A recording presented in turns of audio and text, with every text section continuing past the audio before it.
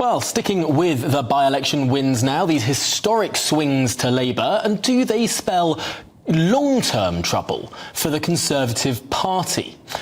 Well, we're joined now by a Professor of Politics at the University of Strathclyde, Sir John Curtice, who is also Tom Harwood's hero, may I add. He's very excited to talk to you this morning, Sir John Curtice.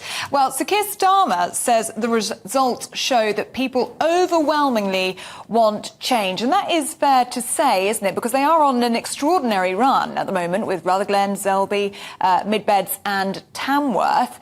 Do you think this is 1996 territory? Yes, is the short answer to that question. We are certainly at the moment in 1996 territory, A, so far as the position of the opinion polls is concerned, and B, in terms of the results we're now beginning to get in by-elections. So, I mean, the truth is that after the results in July you already referred to, we were asking ourselves, well, which is the more reliable indicator of where the government is at? Is it the result in Uxbridge, only a 7% swing, which, as you said, was successfully defended, or was it that near 24% swing in Selby? Well, we now know the answer. It was the 24-point swing in Selby, which was slightly more than matched in Tamworth, and there was also a 20-point swing in Mid Bedfordshire. And the last time you will find swings consistently of that order in a previous parliament is the Parliament of 92 to 1997, and in particular, it was the very same Tamworth constituency, albeit then called South East Staffordshire, in which in 1996 there was a 22-point swing from Conservative to Labour. So, John, I'm just going to interrupt you for a second. We're going to go live to Sir Keir Starmer and we'll come back to you in a moment. Have been part of. And I think what you've seen here replicates what's going on across the country. People are fed up to the back teeth with 13 years of decline under this government. They want a fresh start. They want to go forward, a positive case with a changed Labour Party, laser focused on building our economy, rebuilding our living standards across the whole of the country, opportunities for every young person, turning on great British energy, making sure our NHS is fit for the future. These are the positive things that we can do as an incoming Labour government. But this constituency has spoken now, loud and clear. No more of the Tories. Yes, please, to Labour. And there were Tory voters yesterday who went to the ballot box to vote Labour. And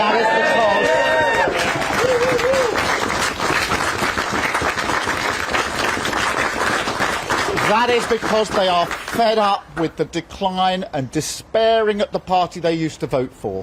They put their trust and their confidence in us. We accept that victory humbly and go on from here to make the case across the country to usher out 13 years of decline and bring in a positive Labour government and a decade, I hope, of national renewal. Thank you all.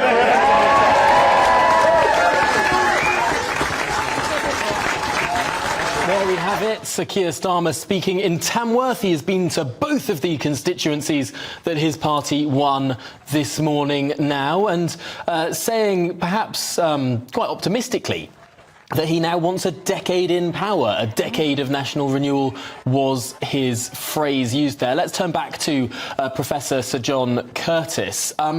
It's interesting that the Labour Party is now talking with that sort of confidence. Are we looking at a potential decade in power for the Labour Party? After all, I do remember many reports of Boris Johnson thinking he'd have a decade in power not so long ago. No, I mean, we have to be careful about what we say might happen in the next 12 months. What might happen after 3 or 4 years of Labour government, who knows? I mean, the one thing that we do know is that whoever forms the next administration will face a very, very difficult situation because basically we've maxed out the credit card, the public services aren't working, and we have record levels of taxation. And the question is who can manage to grow the economy in order to get us out of that bind? And the answer may be that we discover that Labour struggle and as a result become unpopular quite quickly, however much they win. So that's too far down the track. What we can say, I think, however, coming back to the by-elections, is that we are now in a position that was much the position in 1996. That is, the Conservatives staring defeat in the face, having to turn things around. Perhaps they can turn things around, although I don't think it's going to be easy, again, for partly because of the economic circumstances. And history isn't bound to repeat itself, but the Conservatives do have to turn things around. And it isn't just a case of getting Conservative voters to come out and vote. It didn't before. Actually, the last time we had a Parliament in which turnout kept on falling away was the 1997 to 2001 Parliament. And you know what? The voters didn't turn out in the general election either. And perhaps in particular what Greg Hands should note is if you go back to those by-elections in the 1990s when there were 20% plus swings to Labour, there were also big drops in turnout in those by-elections too, yet they did signify what was coming. So, John, do you think the electorate is more fickle these days because these swings are happening much faster? No, I think the honest truth is that we are looking at something that's the product of two major mistakes that were made by the Conservative government. I mean, if you look at the timeline of how public opinion has shifted, it's very much concentrated on around two vital periods. One you've already referred to in your earlier conversation, and that is Liz Truss and her fiscal event and the reaction of the financial markets to that. That was frankly a disaster which cost the Conservatives their reputation for economic competence in much the same way, by the way, that Wednesday destroyed the economic competence in the eyes of the electorate of John Major's government in 1992, something from which they never subsequently recovered. The bits you did miss out, however, about Boris Johnson is that, yes, he was a very successful campaigner in 2019, but it was Partygate and the first revelations about Partygate in December 2021 that was the other occasion when there was a precipitate decline in Conservative support.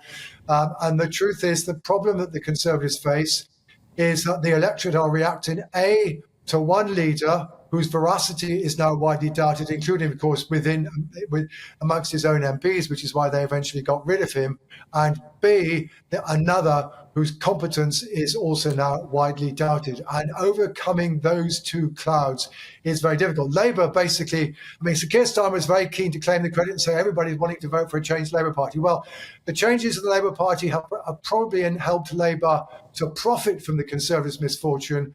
But without those two misfortunes, whether the Labour Party would be in the position they are now, well, none of us knows, but shall we say there's good reason for doubt.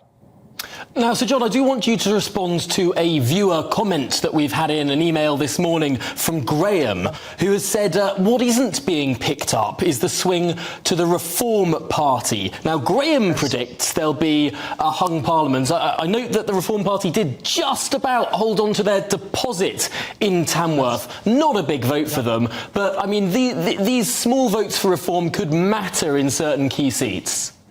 Yeah, they don't increase the likelihood of a hung parliament. They increase the likelihood of the Labour Party winning the election, because virtually everybody who says they're going to vote for reform are Leave voters, and Leave voters voted overwhelmingly for the Conservatives back in 2019. But you're right, Tamworth, of course, and again, one of the reasons why the result there was particular interest was the fact it's a constituency where 2/3 of people voted Leave back in 2016, just the kind of constituency in which Labour were very keen to get back, reconnecting with the electorate while they didn't have any difficulty in Tamworth.